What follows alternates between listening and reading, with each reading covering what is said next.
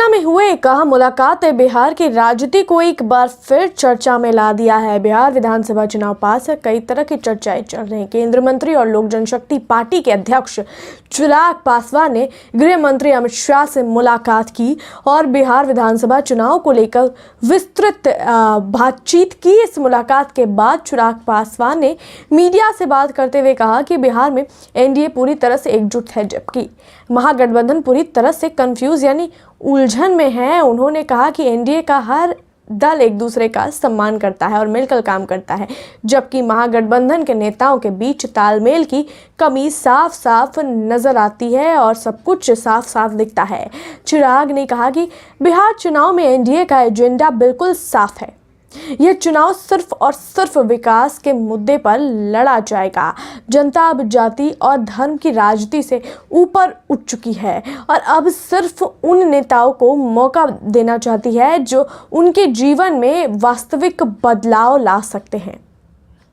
उन्होंने कहा कि बिहार में प्रधानमंत्री नरेंद्र मोदी के नेतृत्व में और अमित शाह के मार्गदर्शन में जो विकास की गंगा बह रही है, वही एनडीए की सबसे बड़ी ताकत है। एनडीए ने बिहार को बदला है, बिहार में बदलाव लाया है। अमित शाह से हुई बैठक के बारे में चिराग ने बताया कि बातचीत का मुख्य फोकस बिहार के चुनाव अभियान की रणनीति पर था। जैसा कि मैंने बताया, बिहार विधानसभा चुनाव पास है और इसी बीच कई तरह के चर्चाएं चल रहे हैं। उन्होंने बताया कि जनता के बीच एनडीए सरकार के कामों को रखा जाए और किन योजनाओं को और आगे बढ़ाया जाए, इस बारे में बातचीत हुई।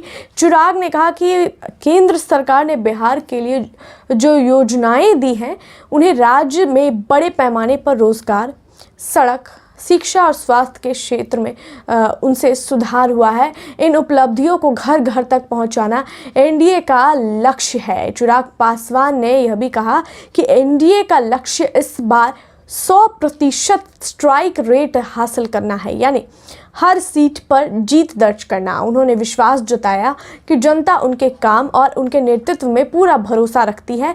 उन्होंने कहा कि बिहार के लोग यह भली भांति जानते हैं कि एनडीए ही ऐसा गठबंधन है जो स्थिर सरकार दे सकता है और विकास को आगे बढ़ा सकता है। दूसरी ओर चिराग पासवान ने महागठबंधन पर करारा तंज कसा। उन्होंने कहा कि महागठबंधन में अभी तक यह भी तय नहीं है कि कौन किसके साथ है।